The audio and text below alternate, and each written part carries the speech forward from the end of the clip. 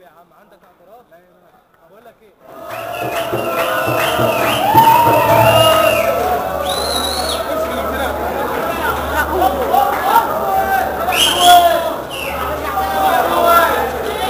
احمد عادل مساعد علي مخش على اللجنه السياسيه والثقافيه الفئه الرابعه كليه تجاره.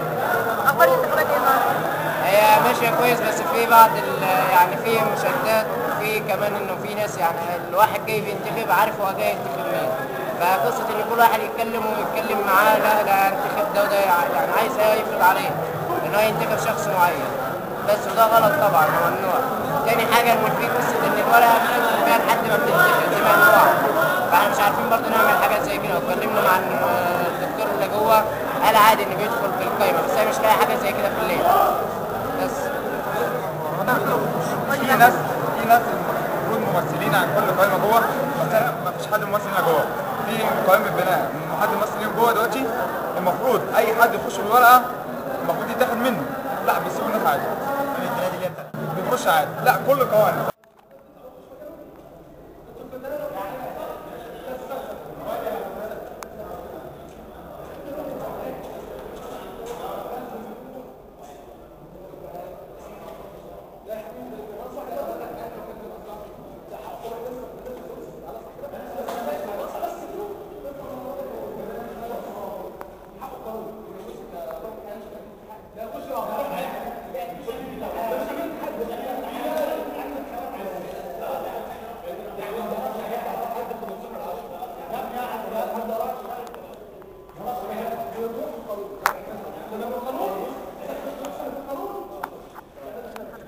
محمود عاطف محمود الشخير، الفرقه الرابعه قسم جغرافيا. نازل قائمه اسره اجيال عشيره الجوال.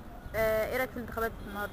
لا الانتخابات النهارده انا حاسس ان فيها حاجه، كل الدكاتره مياله لروح الحياه وبناء اللي هم الاخوان. احنا نيجي نعمل دعايه لا بره، نيجي نعمل حاجه لا بره. وروح الحياه كان احمد طارق النهارده كان غايب من اول اليوم ما عملش دعايه، وفجاه مشي، فجاه جاي النهارده عايز يخش الكليه بالعافيه كامين اتحاد مش كروح الحياه، وروح الحياه ناقصه مندوبين جوه اصلا. يعني الاول ان هو يخش كمندوب لروح الحياه بدل ما امين اتحاد، وجاي عايز يعمل مشاكل وخلاص. وفعلا الدكاتره برضو خضعوا للامر بتاعه وخلوه جوه بس مش كامين اتحاد، قالوا لا خش تبع الاسره. قعدوا من قعدوه برضه جوه مع ان ده غلط، المفروض بعد ما الباب ما اتقفل مفيش حد يخش. حاسس ان في تجاوزات جوه اللجنه؟ كتير جدا، ان الاخوان النهارده كانوا بيكتبوا ورق صغير كده ويخش بيه، وبلغت وانا عملت محضر بيه ومفيش. الدكتور برضه قال عادي وشنو قانوني قال عادي، ويجي احنا مثلا يعني ورقه عاديه من ده يقول لك لا غلط عيب.